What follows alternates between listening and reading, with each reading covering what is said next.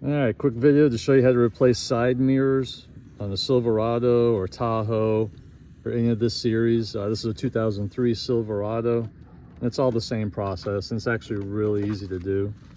This one here got broke, and the way to replace it is you've got this inner panel right here. Basically grab the top of it and pull it back. And the way it locks in, it's got these two snap locks.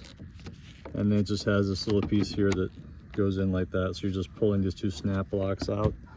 And then you can pull away this insulation. And then you can see three nuts. 1, 2, 3. Just take those nuts off. And the mirror just pops right off. The new one goes right back in. Put those nuts back in, reverse the process, and you're good to go. And like I said, this is exactly the same on all these generation of the Silverados, Tahoes. And it's really super easy to do. I'll put a link down to the one I got because I've replaced this actually a few times. I've got kids who I let drive this truck, and I've got a tight gate entry, and if they're not careful, they break the damn thing off. So anyway, they're cheap. So I'll put that link in there in the bottom that fits on all these, and it's a decent mirror.